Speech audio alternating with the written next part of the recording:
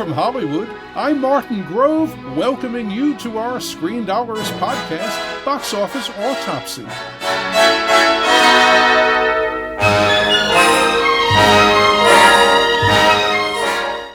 In today's conversation, we'll look at the marketplace and analyze how things are going and where they're going. Joining me on the line now is Screendollars box office guru Dick Walsh. Between Dick's career in exhibition, including as film chairman of AMC Entertainment, and my own days talking about movies on CNN, Entertainment Tonight, and as a Hollywood Reporter columnist, we've logged nearly 100 years in Hollywood. That doesn't mean we're always right, but we've definitely got a few opinions to share.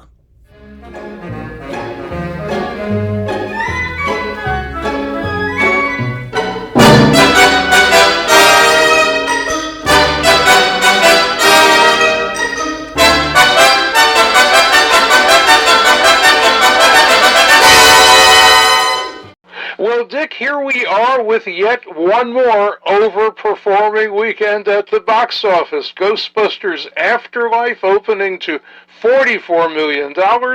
Estimates had it around $30 million. The most enthusiastic estimates from some exhibitors were for maybe 41 to 44 million, so it certainly hit the high end of what they were expecting, but it's a terrific opening. What do you think? Yeah, thank goodness Ghostbusters Afterlife was out there. This is the Thanksgiving week, a traditionally very good time to go to movies, and for them to come through like this, that's a great thing. However, the weekend is off.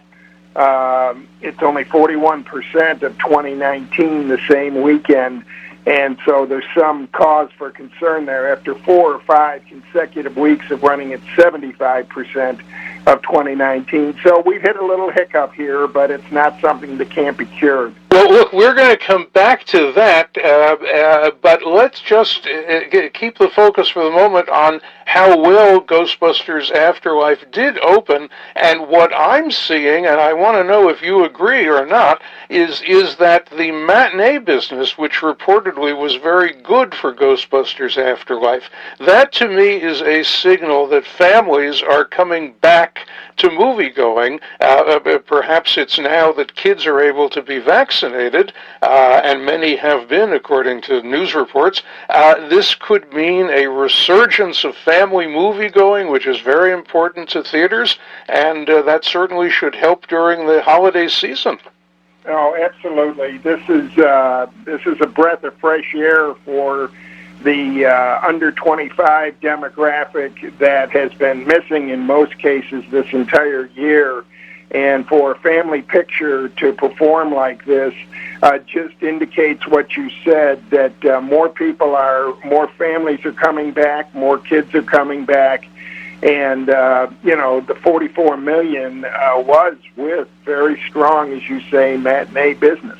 Yeah, and the picture, is not liked at all by the critics. It's only 62% on Rotten Tomatoes. However, it's got an audience score of 96%, and I think that should translate into very nice word of mouth, and that certainly helps, particularly with a family picture where you want to be sure that you're not subjecting the family to something you're not going to enjoy.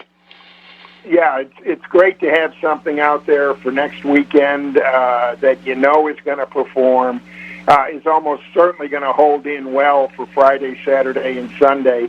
And this picture is just off to a very, very good start. And again, as you and I have said many times, I mean, this is a product-driven business, and the product in this case is a good product. It's exciting.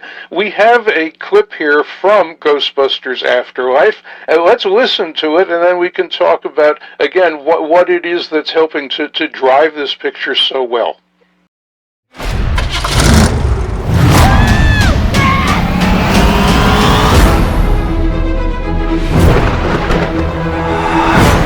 What is happening here? Somehow, a town with no fault lines is shaking on a daily basis.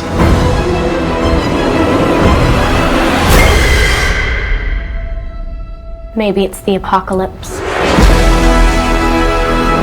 Egon came out here for a reason. Are you troubled by strange noises in the middle of the night? Do you experience feelings of dread in your basement or attic? Have you or any of your family ever seen a spook, specter, or ghost?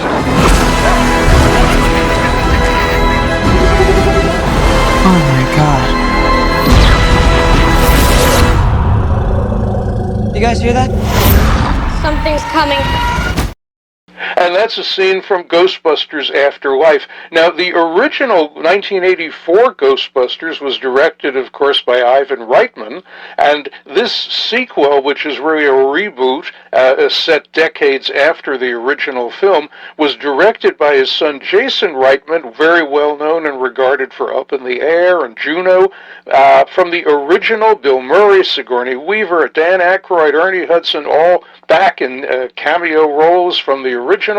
The original film was the second biggest grossing movie domestically in 1984, did a little over $227 million, which was certainly a very big business then.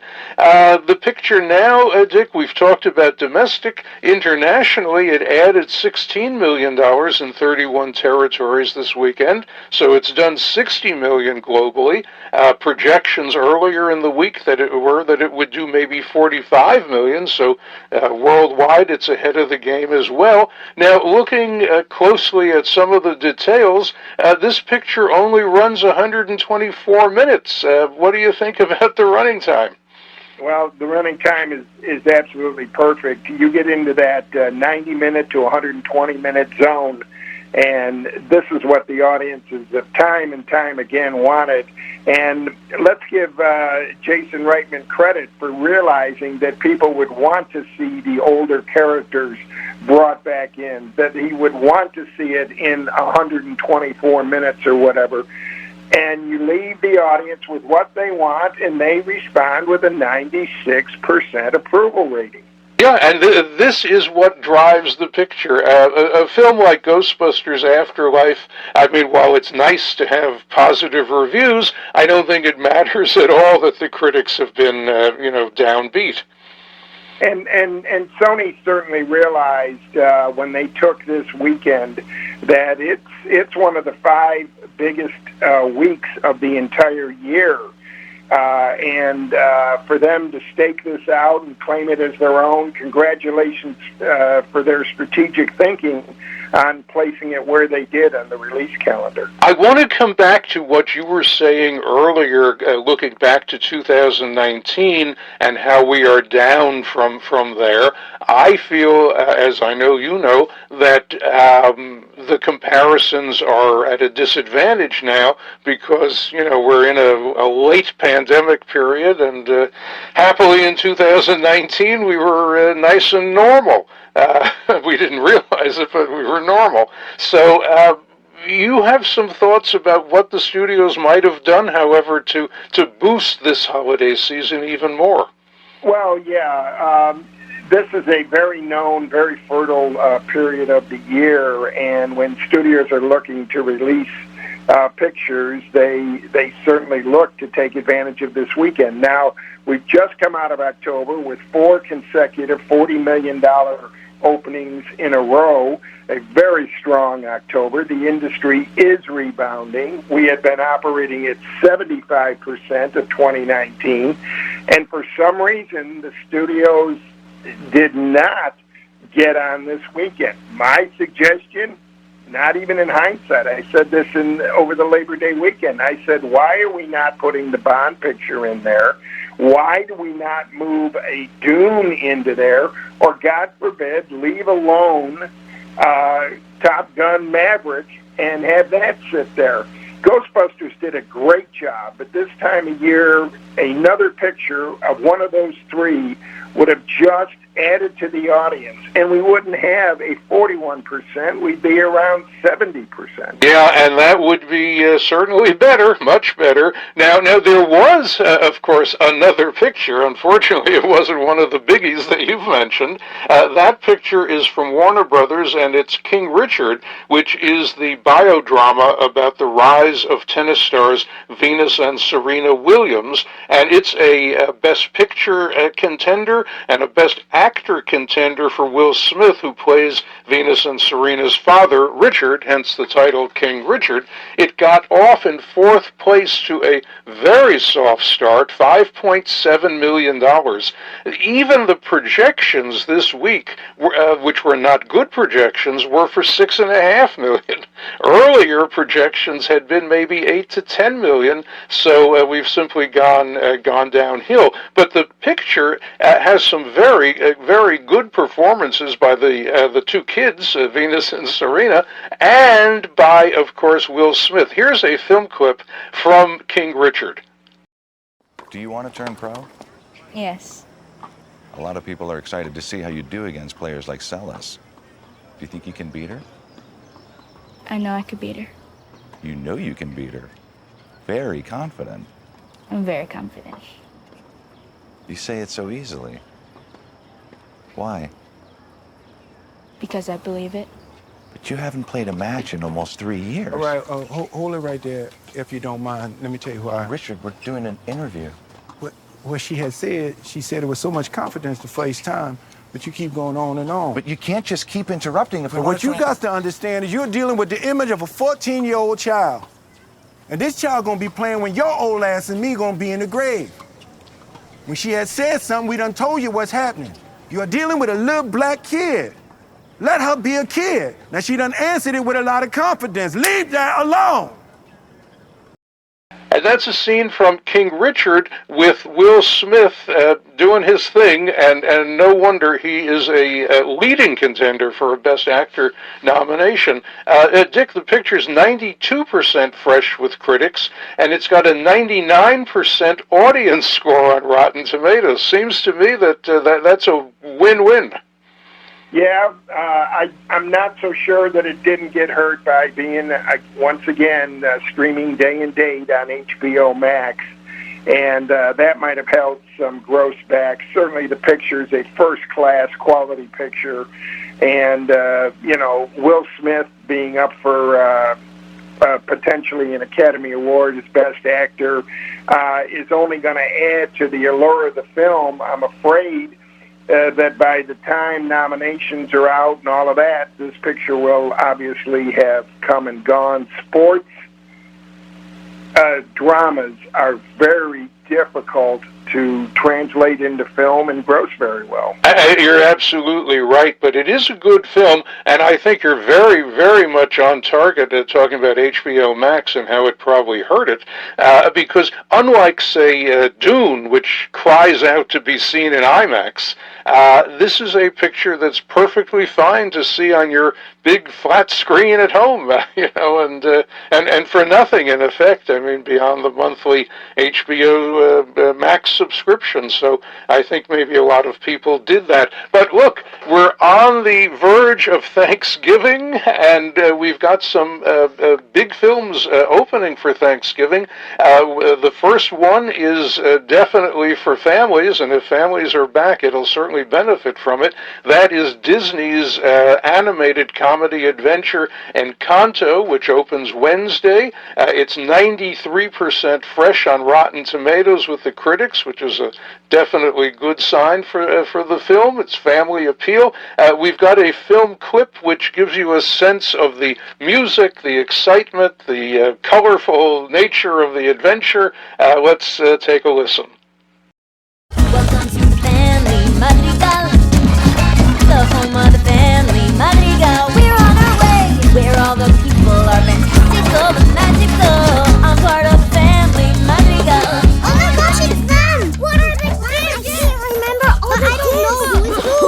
All right, relax. It is physically impossible to relax. That's everything. What are your powers? Just tell us what everyone can do. And that's why coffee's for grown-ups. Might be a pep on her mood affects the weather. When she's unhappy, well, the temperature gets weird. Might be a Bruno. We don't talk about Bruno.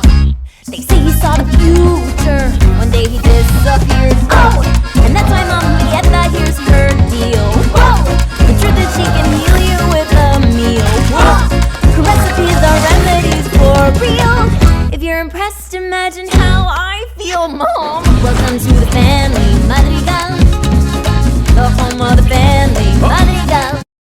And that's a scene from Encanto opening for Thanksgiving on Wednesday from Disney. Also opening Wednesday, Dick, we've got MGM's House of Gucci. This is an R-rated crime drama going into about 3,400 theaters. Now, this is definitely programming or counter-programming to the family market. How do you think we're going to turn out with House of Gucci? Well, there is room at this time of the year for a serious picture to get out there and come through. I think there's also going to be a little comic relief in here. I think people are going to be interested in the story. And look, 2 years ago, Knives Out opened on this weekend and went on to do $165 million. So there's certainly room in here to do it. If this is the vehicle that catches on, terrific. Well, you know, as you just mentioned, Knives Out, and that was driven to a great extent by having Daniel Craig, James Bond, star in it in, a very different, although somewhat related action kind of role to Bond, but certainly a very different character. But there was that star power. In House of Gucci, you've got tremendous star power. Lady Gaga, Adam Driver, Al Pacino, Jared Leto, and Jeremy Irons, and a star director, Ridley Scott, 4-time Oscar nominee, pictures like Thelma and Louise and Blade Runner to his credit.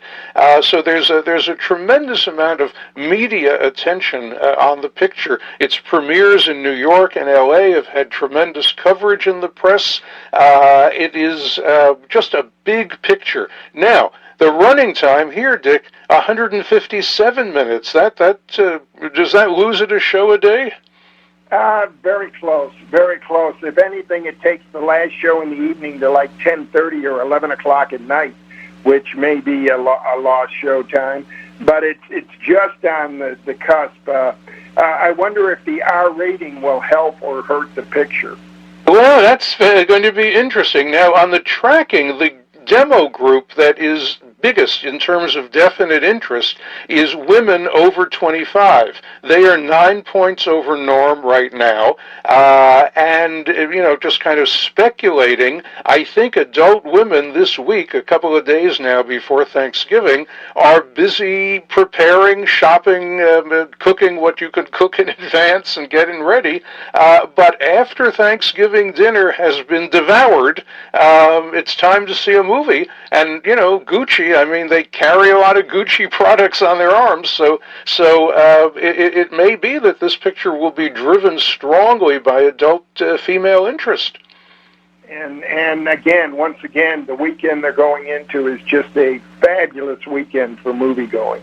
Yeah, I mean, it just goes hand in hand with celebrating Thanksgiving, and it has for, I don't know, it's probably 20 years now or so. I mean, it's definitely a very good combination. And Dick, lastly, what would Thanksgiving weekend be if we didn't have something for action fans? And this year we definitely do, from Sony and Screen Gems. It's the R-rated sci-fi horror franchise reboot, Resident Evil, Welcome to Raccoon City, going into around 2,600 theaters.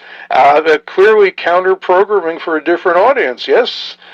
Yeah, and interesting to note here, the tracking for this picture is higher than both Encanto and House of Gucci. Maybe that's because the title, Resident Evil, is so well known, but you've got a picture here with strong interest going in. All the colleges, all the schools will be out. Everyone will be able to see this picture. And it is not streaming, so it's a theatrical exclusive. So this one might surprise a lot of people. Well, when we return, a few pounds heavier, I imagine, next week with Box Office Autopsy, we'll see if there were any box office turkeys, hopefully not, and we'll tell you about whatever has happened over the holiday extended weekend. Meanwhile, a safe and very happy Thanksgiving to all, and thanks for listening.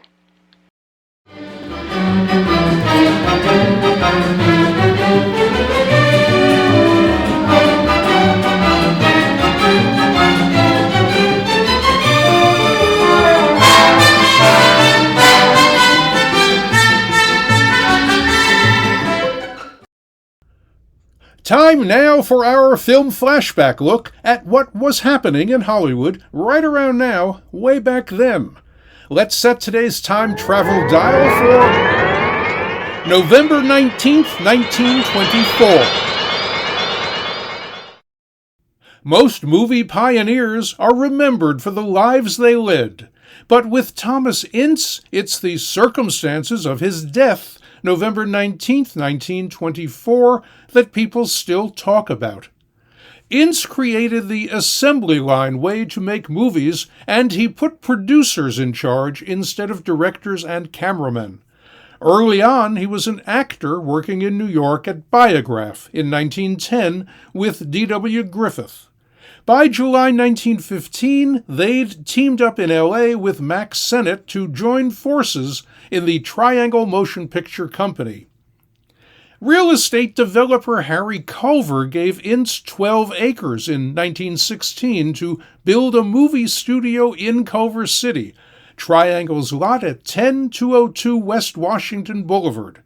3 years later, Ince sold his Triangle stock and bought 14 acres down the road at 9336 West Washington Boulevard. Triangle Studio was sold in 1918 to the Goldwyn Company, which added 23 adjacent acres for $2,000. In 1924, theater magnate Marcus Lowe bought Goldwyn, and the lot became MGM. Today, it's Sony Pictures Entertainment. After Ince's death, his studio passed through many hands, among them Cecil B. DeMille, RKO Pathé, and Selznick International, which shot Gone with the Wind there. Today, it's Culver Studios. Had Ince not died tragically a few days after a birthday cruise in his honor on William Randolph Hearst's yacht Oneida, the studio would likely have been his for many years.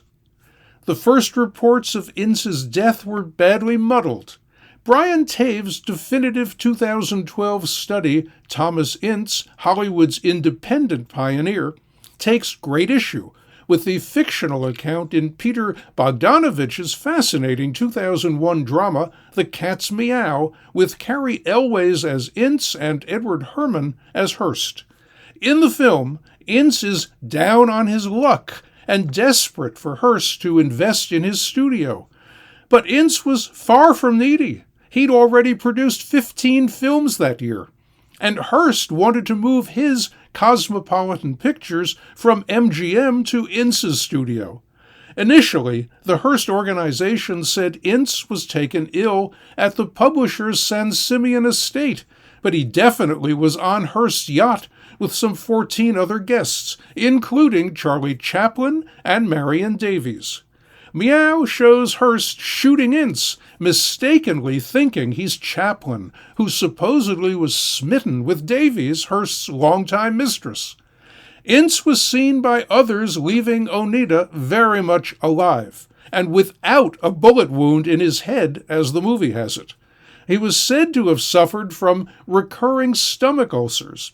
A few days later, Ince died unexpectedly and somewhat mysteriously at his Beverly Hills home, officially from heart failure, at the age of just 44.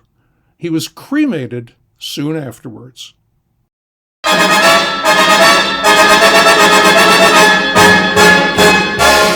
And that's it for today's podcast.